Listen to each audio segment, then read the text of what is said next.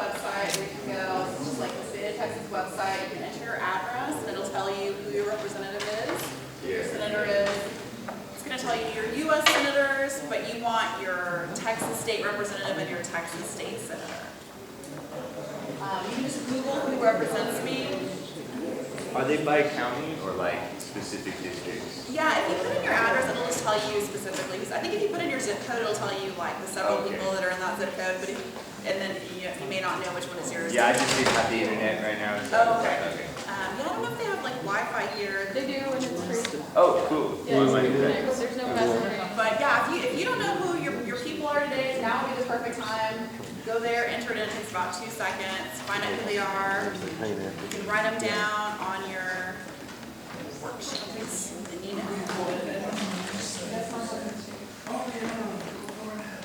Don't forget, a good many of them, if not all of them, because the Texas House and Senate right now are up for election. Yep. And you can do a whole lot about designing who gets into office.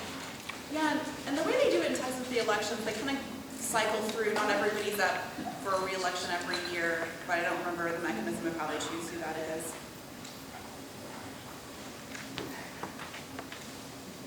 When is the voting? Okay, all right. I will talk loudly. If you can't hear me, if I start being all quiet or something, just let me know. Hey guys, can we bring all the chatter to a close so we can make up some lost time? I'm sorry. Okay. Thank you. So again, this website will tell you who your representative is. That is the first very important step of lobbying your legislator for change for marijuana law. You can Google who represents me, but this is fyi.legis.state.tax.us. You can put your address in, and it'll tell you exactly who they are. So I did it. I mean, I already knew, but let's say I had Jane Nelson as my senator and Craig Goldman as my representative. Fill this out here. You can just jot down their address and phone number. So when you contact them now, you're going to be looking for their local office information. They're Fort Worth or Dallas or wherever you live. They're not in Austin right now. They're not going to be there till this coming January. So if you want to take a moment to do that. So we'll continue talking a little bit about how to set up this meeting, kind of general things for having this meeting with your person. And then the next kind of set of things that we'll talk about after that is specific, I call it the messaging. What's the specific message that we want to get across? So let's see, we left off just talking about, I don't know, some people came in late, we'll just kind of do a little recap. The only way we can change these laws is by, an elected official introducing a bill, getting it passed during a legislative session. Legislative sessions are every 2 years. The next one begins January 10th, 2017. It's January 10th through May 29th. If that sounds like a very short period of time, it is. It's a really short window for thousands and thousands of bills to be introduced, for these people to consider them and listen to them all, and they're balancing their agendas and their constituents' desires and lobbyists, and it's just like a really crazy time during this legislative session. So it's the only time that change can happen, the only way it can happen. We can't just sign a petition and get a ballot measure. Like a lot of laws have kind of started changing in the country because the state was set up that way, but the state isn't set up that way. So this is how you can find out who represents you. Thank you. Does this sound better? Can you guys hear me? A little better. Hello, testing. Is that good? Okay. So you can go here to this website, find out who represents you. All right. And you just call up their office. You're going to talk to, a receptionist, somebody who people call in. I mean, gosh, can you even imagine all the calls that they get? Just the things that are going on in this country right now. I mean, you can imagine that they're getting all kinds of calls from all kinds of people with all kinds of desires. But just call and let them know, who you are. Like I would say, I'm calling Craig Goldman's office. Tell them my name, my address. They want to verify that I am in that district. And I say, I would like to set up a meeting to talk to Representative Goldman. I have some concerns about the current state of marijuana laws in Texas, and I want them to change. I want to talk to him about medical marijuana, and just sit down and have a meeting with him about it. And they may ask you some follow-up questions, like I've been trying to get a meeting with my senator, Jane Nelson, for a while, and it's tough because I work and I'm in school and I wish I could follow up on it more. But they've asked me, well, do you have a child, who's a medical patient, or are you a medical patient? So you can tell they're getting these calls. I mean, they have follow-up questions to ask about it.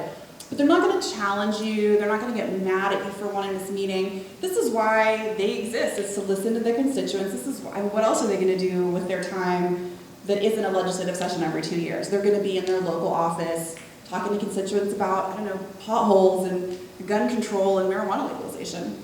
So you just tell them that you want to meet, and sometimes depending on how busy or kind of how big, your senator or representative is, they might say, oh, well, so-and-so is the scheduler, they're going to call you back. Maybe ask for an email so you can follow up. If you feel like you're getting blown off, it's okay to keep calling, keep emailing. Always remain, respectful. But, you can be persistent. You have a right to talk to your representative about the legal issues that you care about. So once you get that meeting, you definitely want to prepare for it. Because, well, for one thing, it'll just make you feel better. You'll feel more confident going in, knowing that you've prepared. You can use this sheet that we have. If some of you guys didn't get these, we'll have them available online. You can use this page right here to help you prepare. We have a place for personal introduction. Talk about who you are. Are you a student, a parent, you're a business owner, you've lived here your whole life, you're active in your church, whatever it is that ties you to the community. You just want to have something that, that your representative can kind of get to know you and connect with you about. And then you want to list out exactly what you want to talk about. So I have sort of two main things to talk about when you go have these conversations. The first is, so basically, what do we want? What do we want from them? What do we want to do? I'd say the first thing is we want them to stop. We want to stop arresting marijuana users. We want to stop the bleeding. Every year, 70,000 Texans are arrested for marijuana possession. So that's not even like the big stuff. That's just possession. That's just having a personal amount on you. And just think of the drain, on the system that is. You're getting arrested and processed and you show up in court. This is a lot of work for police officers and the court system to deal with people who, aren't harming anyone at all. So we want to talk to them about a civil penalties bill. Okay, we have a civil penalties talking point sheet that's one of your handouts. So every year, that there is always a bill introduced to reduce civil penalties. It's to basically take marijuana use out of the criminal realm. No arrest, no jail time, no record.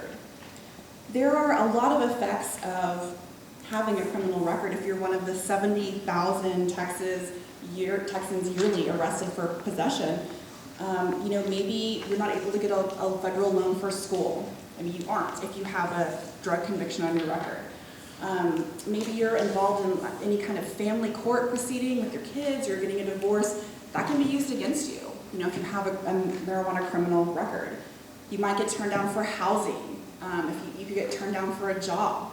So there's just a lot of effects of criminalizing marijuana use across the board. So that's one thing that we want to talk about. And I guess I would say, if you want to talk to your representative or your senator about both the civil penalties and medical marijuana, it might be better to do it in two separate meetings. I think it's good to just focus on one thing at a time. There are so many things to talk about. We could just talk amongst ourselves now for the next 5 hours about why marijuana should be legal. We all have our stories and our reasons and facts and statistics to back it up. But I think we want to paint a picture that's just really simple for them to understand and really focused.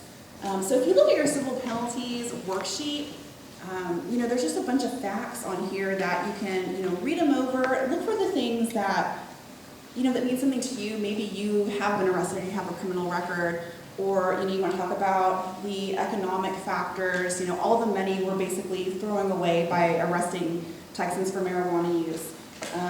Maybe you have been the victim of another crime and you think it's ridiculous that cops and prosecutors are having to spend all their time dealing with marijuana users when they could be dealing with a person that broke into your house. Any way you can personalize these statistics is good. So that's civil penalties. I guess, is there any questions about talking about that? Any concerns or experiences you have with that? Okay. We'll move on to the medical. So you've got 3 different handouts for your medical, the talking points, and then a couple pages of myths and rebuttals. And the myths and rebuttals are things like, oh, don't we already have like a pharmaceutical, a cannabis pharmaceutical, the drug Marinol, but in reality, it's not as helpful or effective as actual cannabis. So those are the things in these papers. I think the biggest thing that's happened in Texas is that in the last session, the Texas Compassionate Use Act was passed. And I know that it's certainly not perfect, it's not big enough, but it is such a huge step because now Texas acknowledges that cannabis does have medical value. And that in itself is huge, and I think that we can build on that. Basically, what the law is now, it's only for patients with intractable epilepsy, which is obviously a problem because there are so many medical conditions that can be helped by cannabis. It allows licenses to people to cultivate, process, and dispense low THC cannabis. So I think my understanding is that is no greater than 0.5% THC. And you hear about the CBD oil, and that is very helpful for people with intractable epilepsy, but it's not helpful for all epileptics, and it's certainly not helpful for all medical cannabis user patients. So we want to ask our representatives to improve this existing law.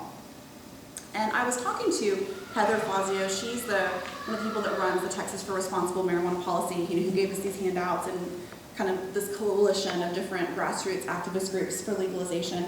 And I told her, I guess we want to talk about expanding this bill, right? And she was like, well, I like to use words like improving or making it more inclusive. I think that's a great point because, if you're a representative and you're like, oh, wait, expand it. I don't know, we gave you guys this. We're helping the children. What more do you want? We're not Colorado. We're not going to all be smoking pot in the streets. So it's just kind of the little things like that when you hear expanded. To me, I'm like, yeah, we got to expand it. But using words like, we want to improve this program and make it more inclusive for people that need cannabis. So the first thing that we want to do is to add to the list of qualifying conditions. All states are different in the conditions that they allow. Some are broad, some just have a very narrow list of a few things. But this is only for intractable epilepsy. So there's a couple of examples of other conditions that I think these are good to talk about with representatives because they're easy to relate to. There's lots of good statistics and facts to back them up. But one is PTSD for veterans. You hear about that a lot, and we have a lot of vets in Texas, and we can't just leave them behind. This legislation did leave them behind completely. And there are a lot of studies and anecdotal evidence that shows that cannabis is very helpful for dealing with PTSD. And when we have so many people coming back from overseas dealing with that, that this would be very beneficial to them if they could participate in this program. Cancer. Everybody knows somebody who's been affected by cancer and had to go through chemo. It's hugely benefited by medical cannabis, but it's left out of this law. And chronic pain is another one. I want to talk about chronic pain because we have an opiate epidemic in this country.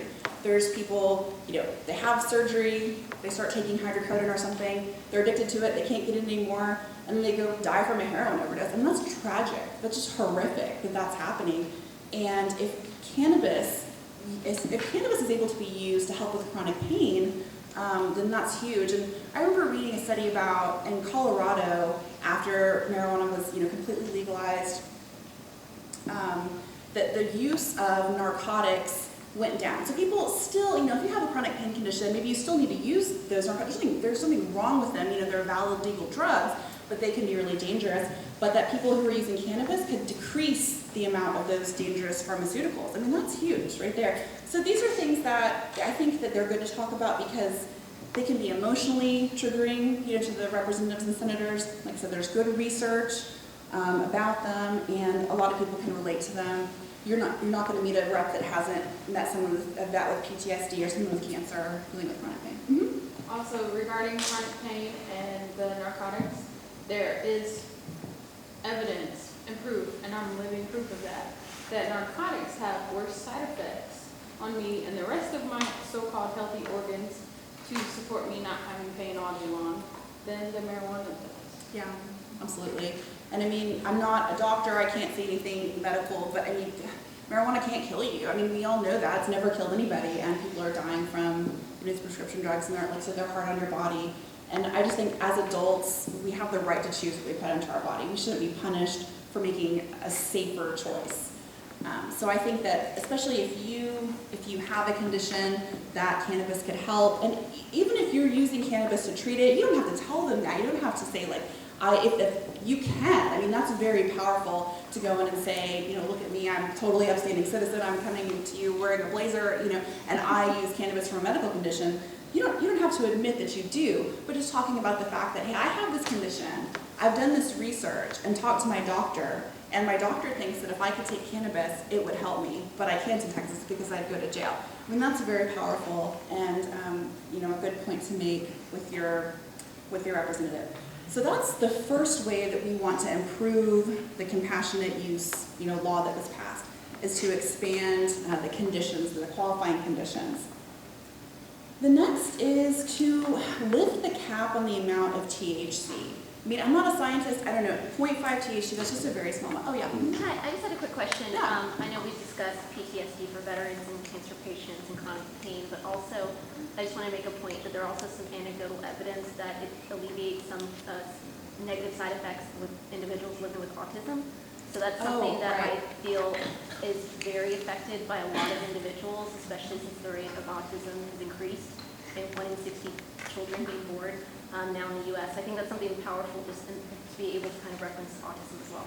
Yeah, and there's a group, you'll probably know, it's called MAMA, I think. Yeah, someone's wearing a t-shirt. Oh, awesome, yeah. Yeah, someone's wearing a t-shirt there. It's actually on the bill. It's one of the qualifying conditions. Great, so if that's something that people can mention as well. I think. Yeah, absolutely. And I mean, yeah, thank you for bringing that up. Yes, and MAMA has done so much great work, and that's just the focus just on autism, isn't it? That's the specific focus of the group. And I mean, all of us, we have somebody in our lives or ourselves that can benefit from medical cannabis, and it's just telling these personal stories, making the connection with your representative, and letting them know, like, this is my life, or this is my child's life, and I want to be able to pursue an effective medical treatment that is non-toxic and is a safer choice than many pharmaceuticals, and has been shown to help in ways that many pharmaceuticals can't. So lifting the cap on the amount of THC, doctors and their patients should be the ones deciding what levels of certain medications are going to help with health conditions. There are a lot of studies that show, it's not just the CBD part of cannabis, it's the THC itself that is important and has healing properties in it. It's a great step that we have this law now, but it just doesn't go far enough. And I guess, the thinking was, well, take out THC, that's the psychoactive part, and that's the part that makes you feel high, but that's also a very important medicinal part of the plant as well.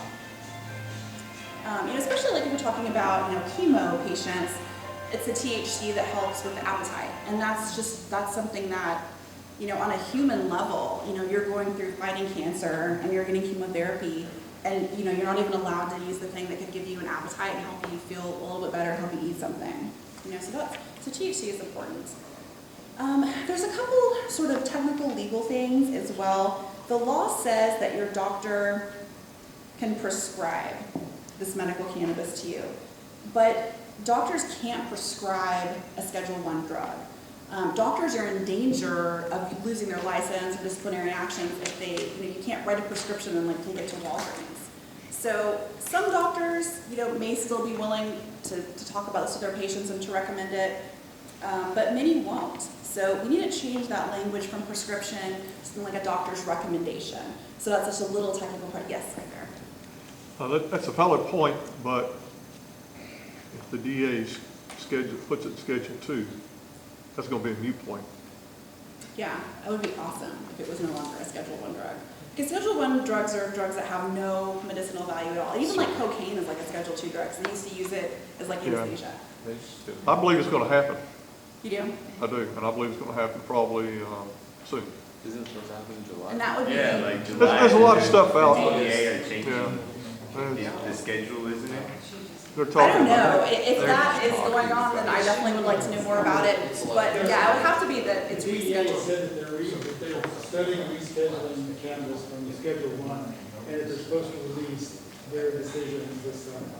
You know, I hear a lot of rumors, July 1st, August 1st, but they said sometime this summer, they'll release their findings on what they decide to do, whether they put it on Schedule 2 or take off Schedule 2. The Shaker Commission did the They same need to thing in the deschedule it 1970s. and take it off. Yeah, They don't need but to I do think that. even just stepping down from 1 to 2 would be a really important step and something that we've been talking about for years. I was just gonna say, we expect that with the rates that they have thrown out, that by the end of August, they will have released the report. That's not a guarantee though.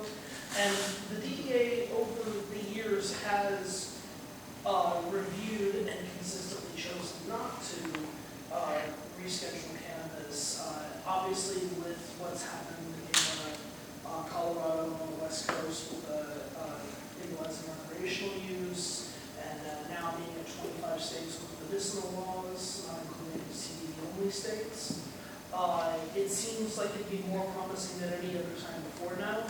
I'd say it's worth it to know what to do in case it doesn't happen, but I'm all for holding out hope and hoping that the DEA does make the right choice this time. It's just that they haven't before in the past, and we should know what we need to do to promote changing the law to make it more effective here in Texas in case they don't. Right, yeah, totally, and we'll keep an eye on that, and we'll, as soon as we know, we'll absolutely let you guys know and publicize that, and, as soon as we find out what happens. I just thought I'd put it out there, and this may be happening already. Is there any possible pursuit of information input, like through the organization towards the government about the current program that exists today for medical marijuana? I believe it's the Compassionate Investigation Drug Program. 4 people are allowed to use, are under that program.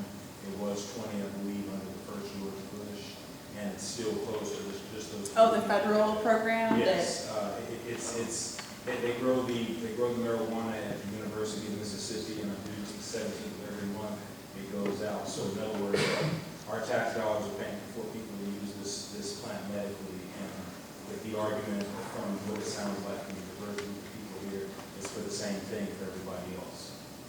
Yeah, I think it's really interesting that the government lets people, on a federal level, allows people to use marijuana medicinally and provides it to them, but, they're still... And have done so for about 30 years. Right, exactly, and they've never stopped, like, through all the drug war and the crazy, reefer madness, they haven't stopped that program. Yeah, people who are still using it are grandfathered, nobody else is being active. Right, yeah, they haven't, I don't know what exactly happened to allow those few people to do it at the time, but, George Bush just continued it, and people who were on it were allowed to remain on it. So and that could be something that, if you're talking to a representative, they may not even know that. There are concerns from states, like what's the federal government going to do? But Colorado still, you can go to Colorado and buy weed from a store. So yeah, I think that would be something that would be beneficial to talk about if you're talking about medical. They say something about, well, it's still illegal federally. Well, that may be the case, but did you know the federal government? And you can easily, research this issue and Google it and find. I saw a documentary about one of the guys who uses it. So yeah, it is really interesting that they do that, but they're still saying that there's no medical value. Okay, we talked about, recommending instead of prescribing.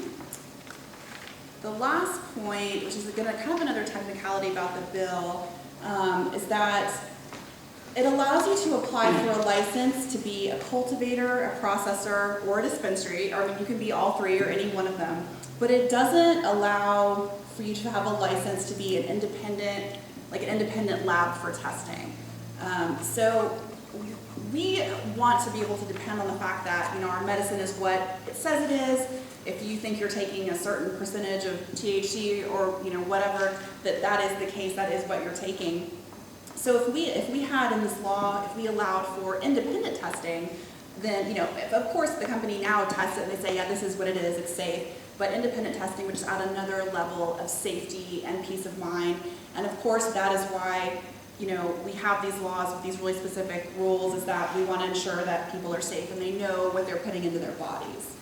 So I'll kind of go over those points again. So what are we testing for? Just for the levels of, THC yeah, the levels? levels that are in there, the safety, purity of what you're taking. Mold? Yeah, right, there could be pesticides, like just stuff in there that's bad for you that you wouldn't want to be in your food. And you have to, kind of do your research at this point. If you can't get it independently tested, you're basically just taking the word of the company that's producing it. And of course, there are some more reputable than others. You can do your research and kind of find that out, but it would just be another level of security and peace of mind knowing that an independent lab, tested this product and it is exactly what it says it is. So when we've done these in the past, we've done these kind of lobby training classes, we've talked about all this stuff, but more in general. We've talked about why we need to have a medical bill passed at all and why we need to have a civil penalties bill passed at all. But this time is different because we have a medical bill that has passed. We have this law. And now we want to make it, as good as we can. So I think what's really important to take away from this is how we want this bill improved. So again, that's expanding the medical conditions, the qualifying conditions, because it's only for intractable epilepsy at this point. I talked about PTSD and cancer and chronic pain. That does not even scratch the surface of all the things that, all the conditions that can be helped by using medical cannabis. And then lifting the cap on THC, these are kind of the doctor-oriented ones, lifting the cap on the amount of THC and modifying the language so it's safer for physicians to recommend instead of prescribe. So probably the people that you talk to, your senators and representatives, they're going to know about the Compassionate Use Act that was passed. They may not know all the details. They may not even know that it's just for patients with intractable epilepsy. I've heard people say well, no, we have medical marijuana. No, well, we don't. Even some lawmakers are not quite fully educated on that topic. So if you come into their office and you want to talk about medical marijuana, they might be like, hey, what are you doing? We have this already. So I think it's important to let them know, here's what the law currently is, and here's how we need to make it better and more inclusive to more, seriously ill Texans. So when you go and when you're talking about medical cannabis with them, I think it's really important, read through these handouts, look at the talking points, especially the myths and rebuttals. I think that's so helpful because if you say, I think we should expand the qualifying conditions and I have PTSD and I've read studies that would help me and my doctors think it would help me, they'd be like, oh, what about that pill? There's a prescription pill you can get. You'd be like, well, that's really not shown to be that effective. So these are good rebuttals to arguments. Maybe they have misinformation. They think, well, we already have this bill, it's doing enough. It's not doing enough. And here are some cold, hard facts why. Sometimes you get in front of somebody who totally disagrees with you and you're right and you have all these reasons, but they say something and you're like, I don't know. Gosh, I don't know the answer to that question. I feel like I have to say something back, but I don't know what it is. And a lot of these facts can help you, but if not, it's always okay to say, I don't know. I'm not that familiar with the specific question, but I'm going to find out and I'll get back to you. You can email any one of us and we'll help talk you through it or point you in the direction of, getting some research. But I think the most important thing is if you do say you're going to answer that question is make sure you do follow up, stick to your word. Go home, do some research, talk to us, find out the answer to their question, and email that staffer that you talked to back. Say, hey, when I met with Senator Nelson last week, she had this question, and I didn't know at the time, but I did my research, and I came back, and here's the answer. So it's okay if you get nervous and you forget. Even if it's sitting there on your notes and you just totally blank, it's okay. You can come back and give more information. And you can come back and talk about other things and expand on your points, or you can come give a follow-up. Like maybe you talk about a family member that is suffering from one of these conditions that can be relieved by cannabis, and a few months later you come back again and you're like, yeah, my mom's doing a little better, but she could still be helped by medical marijuana. So I think what's really important is relationship building. The people that I've talked to who have been talking to their representatives for the last 10 years, it's building that relationship. They know them. And it's building that level of trust. And I don't remember who it was specifically, but someone told me that they were talking to their representative and they actually found out their representative had a medical condition that could be helped by medical cannabis. So, these are just your people. These are your fellow Texans. And it's just really important to build that relationship. So right now is a really, yes? Is there a proposal right now to change the Compassionate Care Act at all? There's nothing yet because the session hasn't started yet. That's a good question. So right now, when we're talking to our representatives, we're kind of talking in more general terms.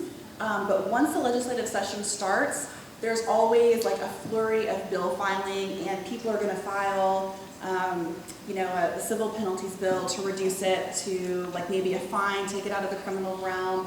There's going to be bills introduced to modify this current act. So, I can't tell you now. Who's the committee? I'm sorry? Do you know who the committees are that have the Compassionate Care Act? Yeah, I guess.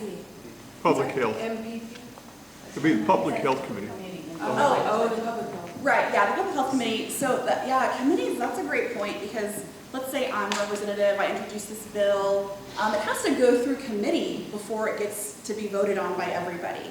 So then you have these committee hearings, and they listen to testimony and witnesses, and it's really important, make sure that you're on our mailing list, and we'll send out emails and put it on social media when these things happen. But, we have people like, people go down to Austin to testify when these committee meetings happen, because if you have a committee that's just like, whatever, we're not going to legalize marijuana, they'll let it die. The bill will die in committee. It'll never get voted on by the whole House. So I think one of the most important, especially if one of your representatives is on like one of these committees, a criminal committee or health and human services committee, that those are the most important people that they know these things, because then they can take that knowledge into their committee hearings and stuff like that. So it's a complicated process. It's hard. We would have already had marijuana legalized if it was really easy. I think that if we could just sign a petition and like vote on a ballot measure, this would have happened a long time ago.